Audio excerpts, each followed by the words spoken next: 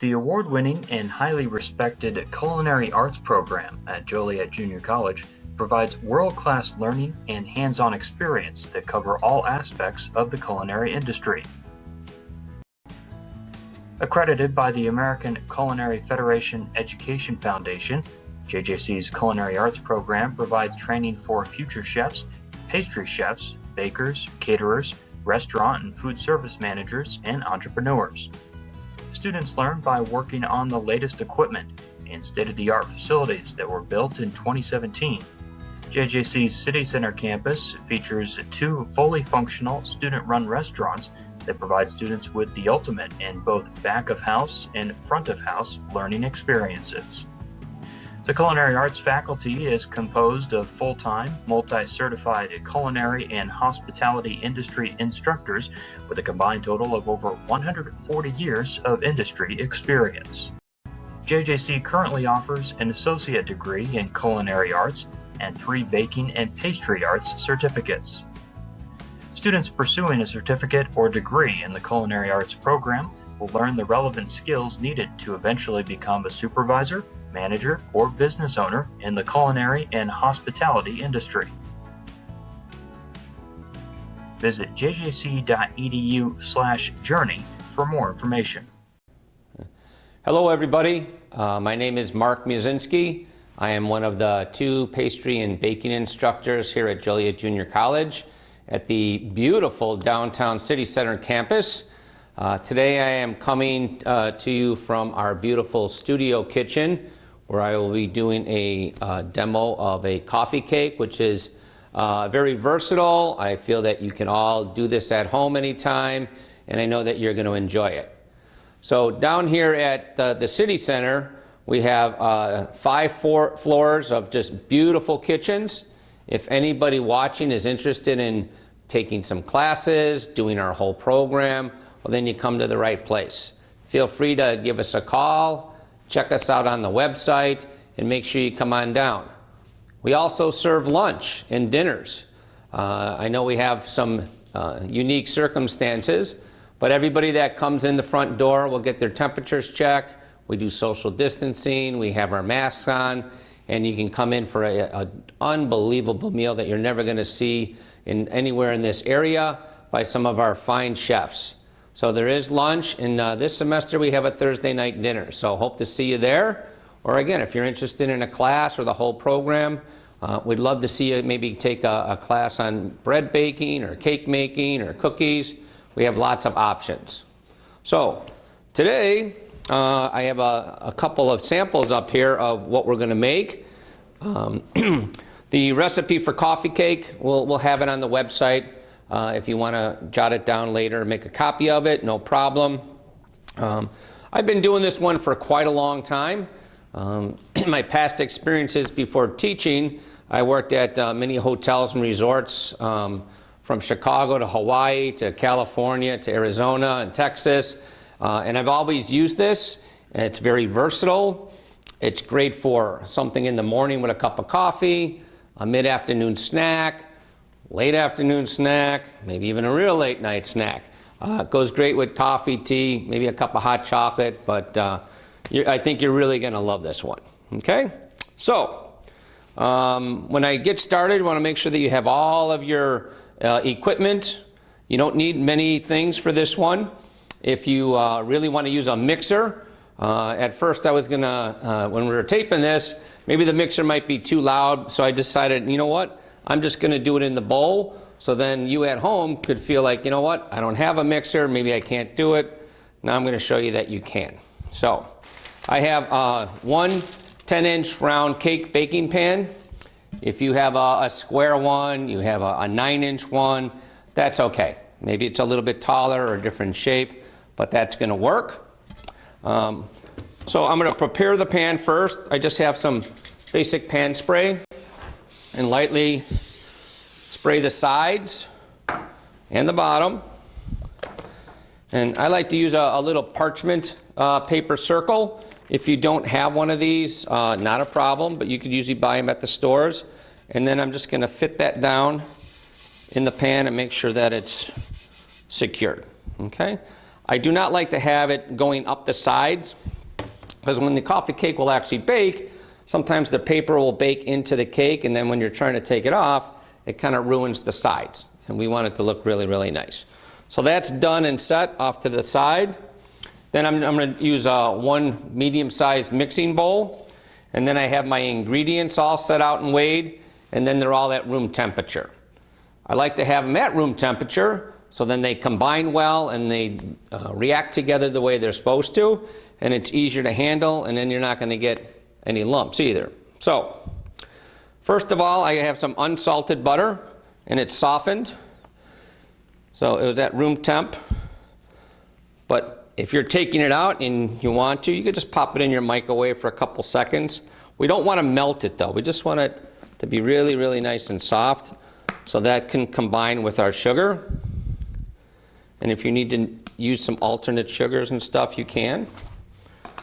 We're going to use some 4 ounces of butter, 6 ounces of sugar. Okay. I'll add that together. And then I just have my spatula. If you use something like a whisk and stuff, it's going to get kind of caught up in there, so I usually try to use my spatula. And I'm just going to start kind of pressing on here and mixing that together. So if you have a recipe, and sometimes it might not have the actual directions, usually you can see if it starts, the recipe starts with a fat like butter, and then it follows by sugar, white sugar, brown sugar, and it doesn't tell you the steps. It's usually the creaming method. So you usually want to cream the fat and the sugars together all the time. And this is a recipe that we actually make here in our beginning baking program. We start out first or second week doing quick breads, and we just did this a couple weeks ago when we started. Big hit, very popular. And just keep kind of mashing it in there until all that sugar starts to get in there. And it's nice and smooth. You can scrape it off the sides here, but get it back in there. And then if you want to be a little bit more rigorous with it, if you wanted to use a spoon, you can do the spoon. The fat's going to coat all that sugar and kind of getting a little bit of air into that. Okay. Again, going back to why do we have all our ingredients room temp, my next step is I'm going to add eggs. So I have 2 large eggs, and if the eggs are really, really cold, and this was already kind of room temp, you kind of defeat the purpose. We want this to kind of add to this foundation and blend nicely. Okay? Cold to butter. Butter's going to chunk up again, and then you're not really going to get that kind of the emulsion that you want to get a smooth batter. Okay? Just a little bit more. If you're using a machine, again, a paddle, and you see it doesn't have to be whipped on high, but you usually see a little bit of a color change. The butter will lighten a little bit because it's getting aerated. So, okay, looking good. Then I'll have my eggs, and I'm going to do a little bit at a time. Don't just dump it all in, just a little bit. So maybe about 1/3 of that, and slowly kind of incorporate.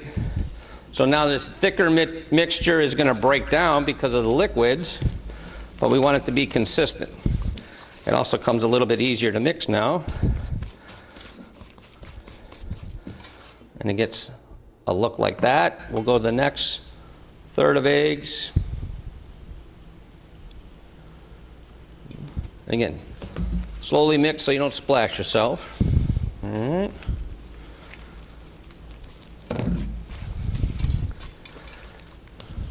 Around the sides, kind of a folding method, but a little bit of a mixture of a smush. All right. Sometimes you get some odd terminology in the kitchen, you know, just smush that together, a pinch of that, a whisper of that. All right, we're just gonna get that all mixed up. Yeah, that's looking good. Okay, and then I'm gonna put the last of my eggs. Okay.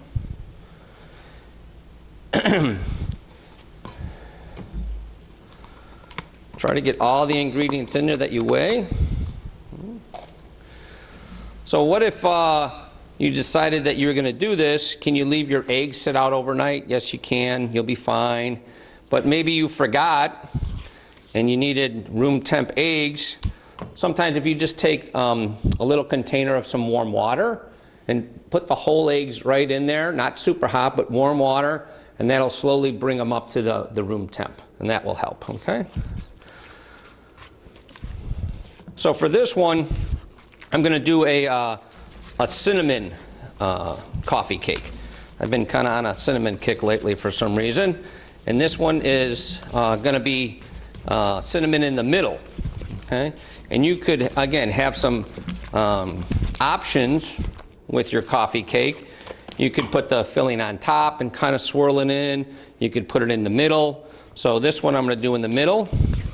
And then when we're all done, I have another one here, kind of an option. We can go over some options that you have. That's looking really good, okay?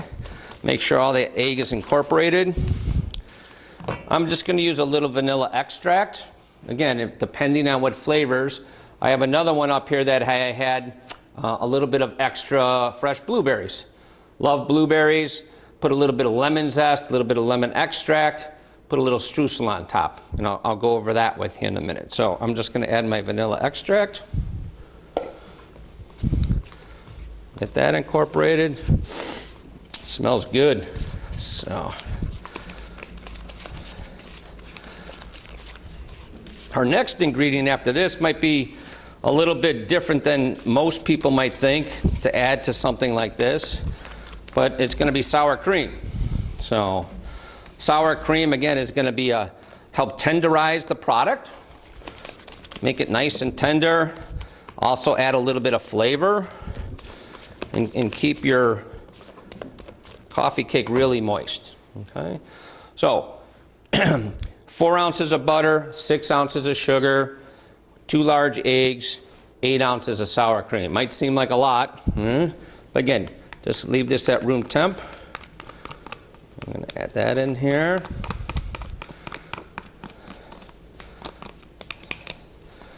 You know, so someone may be sitting out there right now is like, oh, I wonder if I could put yogurt in there. Depending on, I wouldn't want to take like a fruit flavored yogurt. It would have to be more of a plain yogurt, and make sure that it's not too wet, okay? Some of the ones are much looser. Always mix it up first, okay? And then again, we're going to slowly blend this in. Kind of go from underneath and kind of fold it. Scrape off your spatula. Sometimes that butter sugar mixture will kind of clump up. We want it to be, again, consistent. So the more you kind of scrape and get a consistent product, the better off your final product will be.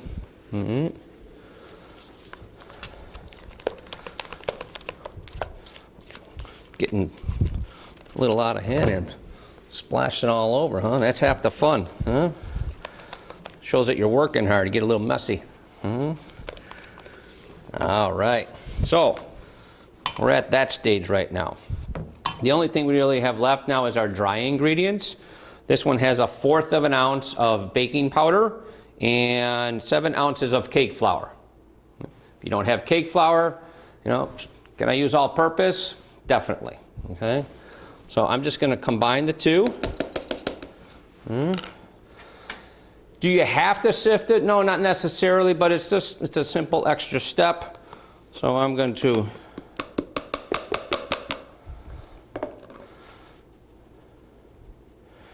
sift this in here. Get a little extra exercise too, huh? So we'll get that all in here. Now sometimes the cake flour will clump up, okay? And again, just ensures that you don't have any lumps in there or anything. So this is a very fine sifter. Obviously, if you have whatever you have around the house will work. So it doesn't have any salt in it, but I've run across some people like, oh, I like to put a little pinch of salt. That's not going to hurt it either. So, and then hopefully I'll remember, I'll show you a little trick at the end on how you can modify this recipe. and make a whole new product out of it. And again, we use this one in class and at the school all the time. So our restaurants just opened up here a couple weeks ago. Our Thursday night dinners. I know I miss coming to all those and hope to plan on making a visit over there for some great food from Chef Bucci and all the students. They're doing some great stuff. And if you've never been here, then you're missing out. So, or maybe again, you want to come for lunch at the Savour restaurant with Chef Paul and Chef Bucci also. So, lots of good stuff. Our kiosk is even open too.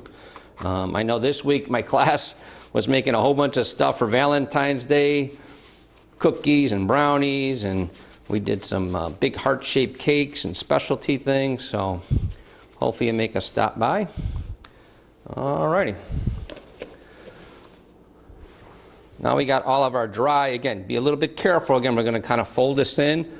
Once you put your flour in and it comes in contact with the wet ingredients and you start mixing, you know, it's going to start forming some gluten. Cake flour has a low protein content, so you're not going to get as much gluten as if it was bread flour. But we don't want to over mix it, okay? We want to keep it tender. Again, just kind of going from the outside, rotating the bowl. You can go down into the middle and get on the bottom of that bowl. We want to make sure that all this dry gets incorporated. And don't mix this till it's all the way perfectly smooth. That's not what we're looking for. It almost kind of takes on the same concepts of the method of making a muffin, which is taking all your dry, combining them, taking all the wet, mix them together just to kind of combine. So it's almost like a cross between the creaming method and the muffin method a little bit. So.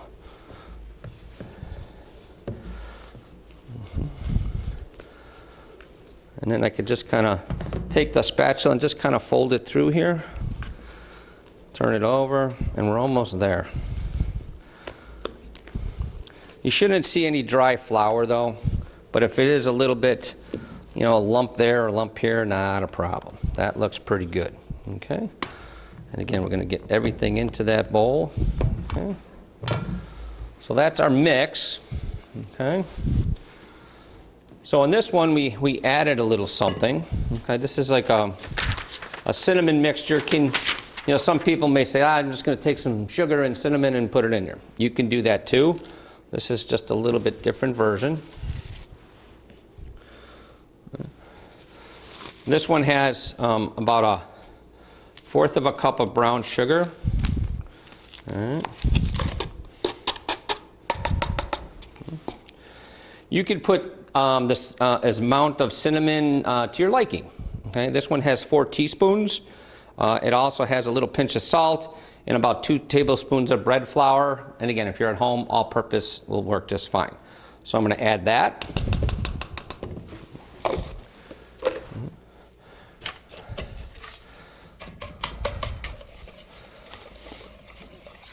Sometimes I like to add a little bit extra cinnamon, but if there's some other spices that you like, maybe there's a pinch of nutmeg, a little bit of cardamom, or just again extra cinnamon, you know, you're more than welcome to add to your liking. And then this one has a little bit, 1 tablespoon of melted butter. Okay? And it's not going to get like really wet. It just kind of lightly moistens it, and it just blends a little bit better into your cake. So, and give that a little mix. You'll see it kind of change color there. It gets a little darker because of the butter. But it's still on the granular or drier side. It's not going to kind of clump together. So, smell that cinnamon. It smells really good. I don't know about you, but when I'm baking stuff or I know I'm going to bake something, I'm already thinking ahead of time, like, oh, I can't wait till this coffee cake comes out of the oven. And it gets even better when it's when you start to smell it in the oven. And then that's when all your friends come by, you know, hey, what are you making? Like, oh, now they come by. So here's our prepared pan. Again, it's 10-inch, sprayed, papered. You have a 9-inch square one, that's fine. And then I'm just going to eyeball the batter. I'm going to do about half, okay? Put that down. I have a little offset spatula, and I'm just going to kind of spread it out evenly, best I can. And we're baking, and you know, we're doing it at home. It's okay to have a little bit of imperfection sometimes. You know, to me that tells me someone made it. Okay, it's not like a machine made it or it's pumped out in some factory or something. You know, if it has a little inconsistency, you know, that just shows you know, someone's back in the kitchen putting their heart into it, a little bit of love to make something. You know, and if it's a little bit off or something, that's okay. It's going to taste good, and someone actually put the time and effort in to make it. Right. So now I'm going to take all of that, okay, and just kind of evenly disperse this.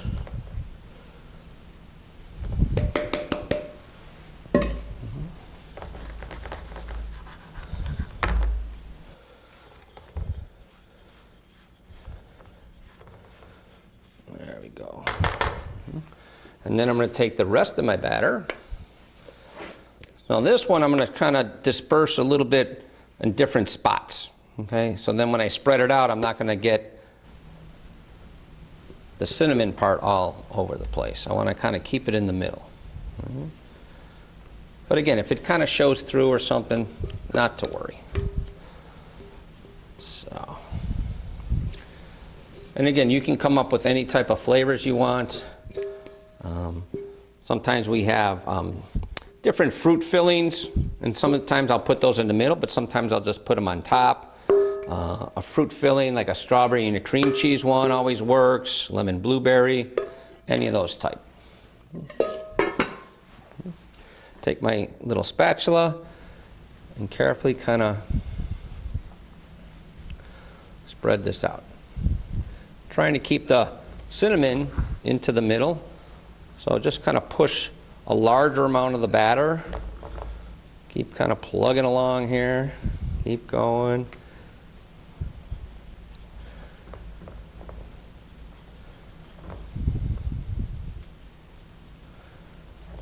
Almost there.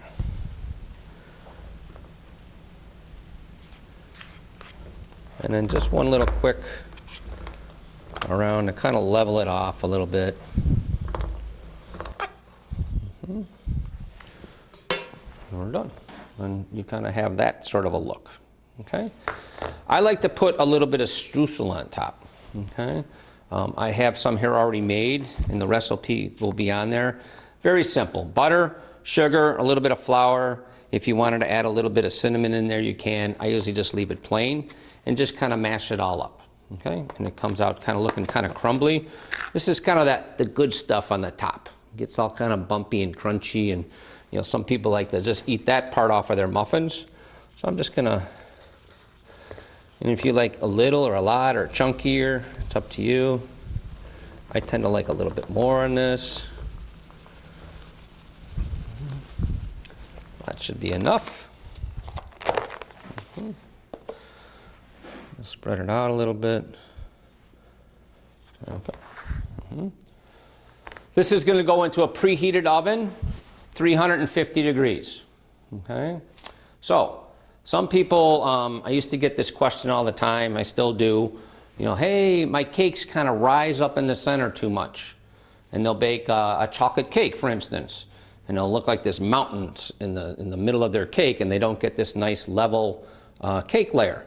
You know, and that happens a lot. I would say a lot of people will never check their oven at home. They'll never put an oven thermometer in there. I know I'm guilty. You know, I probably never did that until a while. And you're baking something at home and you put it in there and it keeps happening. And it says 350 and the recipe says 350, but my cake still has a mountain in the middle. Try turning it down about 25 degrees, see what happens. Maybe even a little bit more, but that lower temperature will actually even out your cake. So when your oven is saying it's 350, it might be more like 375. It's quick and easy, simple fix, okay? So 350 into the oven, and it's going to bake until it's done. Okay? Like, hey, how was it bake? You know, every oven is going to be a little different. I would say probably 20 minutes to a half an hour. The middle of your cake is going to be the last thing to bake. When it's in the oven, it usually is kind of baking from the sides and kind of up. And that middle part, okay, probably old school, where you take a little toothpick, stick it in, see if it comes out clean. It's done. If you see that your cake's like pulling away from the edges, get it out of there. Okay, it's really done. Basically, a lot of that moisture is evaporating and it's kind of shrinking. And we don't want a little shrunken dried cake. Okay, get it out, and then you're going to let it cool. And sometimes the hardest thing is getting it out of the pan. If you're lucky enough to get it out of the pan, because maybe your family members are going to start digging into it anyways. So, but what I would do is take one of these little sheets. I would put it on top of the cake. Take a cardboard circle, put that on top, and then carefully flip the whole pan over. And then I could take the pan off, and then this paper will be on the bottom. I'll tear that off of the bottom of the coffee cake. If you want to let it cool a little bit, and then I would take another cardboard, put it here, flip it back over, and then you have something like these two here. Okay, so let me move that over.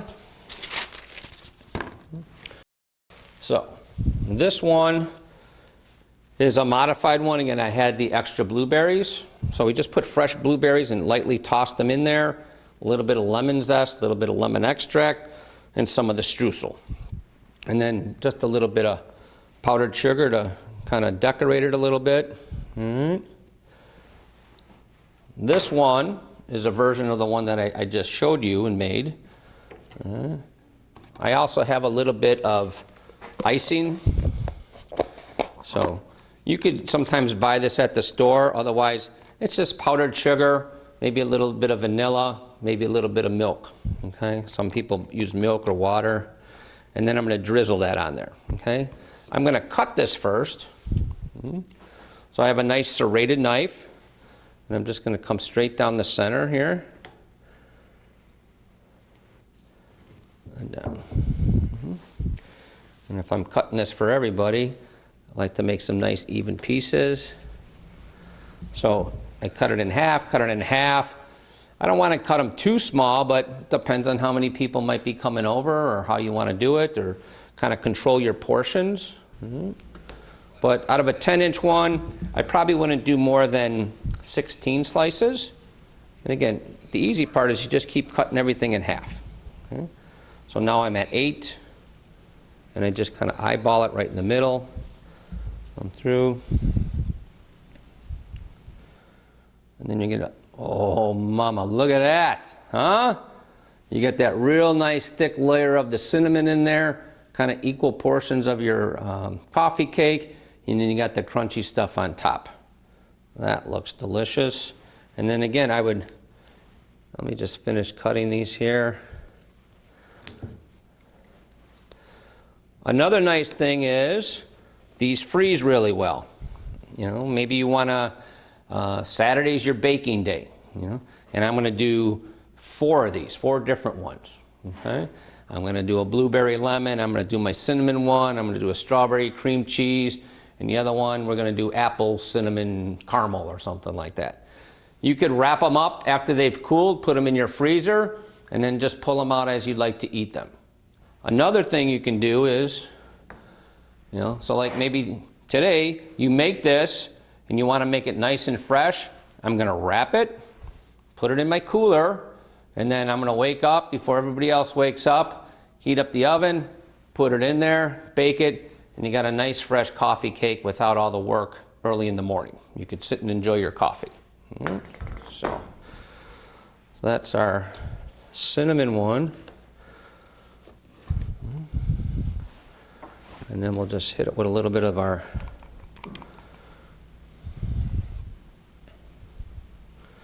this is where you could play Picasso, okay?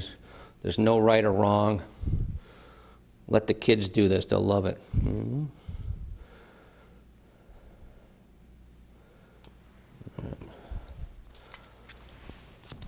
coffee cake.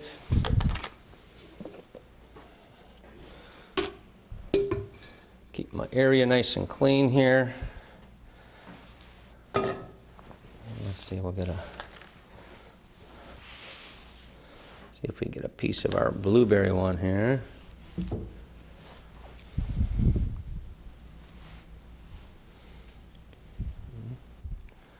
There you go. You can see the nice blueberries all in there, nice and fresh, and then a little bit of lemon flavor. So, and there you have your 2 coffee cakes. So I told you earlier, there's a little trick I have for you, another little modification that you can do. So, you know, right now it's really cold outside here in the area. Soup weather, chilly weather. With this recipe, okay, I have the recipe right here. The butter, the sugar, the eggs, the sour cream, the cake flour, baking powder, and vanilla. I can modify this recipe and leave out the vanilla. Take my cake flour, so it's 7 ounces of cake flour, cut that down in half to 3.5 ounces of cake flour or all-purpose flour, and add 3.5 ounces of cornmeal. You got a delicious sweet cornbread. Okay, so that one, and I jazz it up a little bit. Everything I do and show the kids here at the school is, you know, everybody can make a cornbread, but how can we make ours a little bit different? So I'll take my pan, I'll spray it, and then I take just a little bit of cinnamon sugar. Put it in the pan, kind of move it all around to kind of stick on the pan, pour out the excess, and then I pour all that sweet cornbread batter in there and bake it off. Okay? And then you got a beautiful cornbread to go with your soups or salad or maybe your chili. Okay? The recipes, we'll have them, again, online that you can check out. I can't stress enough that we really enjoy doing these videos. There's going to be a lot more of them from a lot of the different chefs. Our hospitality instructor, Eric Bell, will be doing some really neat things on wine tastings and how to pair food. Very exciting stuff. And then you could just sit at home and watch and see what's going on. And, but most of all, we'd like to see you come out to our beautiful building, again, for lunch or dinner, or, you know, hopefully maybe we inspire you to take some baking classes. We have some baking certificate programs. Those classes are usually in the afternoon from like 2 to 6. Again, maybe you want to take a class and learn how to do these. Breads, cakes, desserts, custards, all sorts of neat things. Or maybe you have a son or a daughter at home and they're interested in culinary arts. Things are going to get booming here real shortly. We have people calling all the time looking for help. Have them come on down and join the program and get their degree in culinary arts. So thank you again, and we'll see you real soon.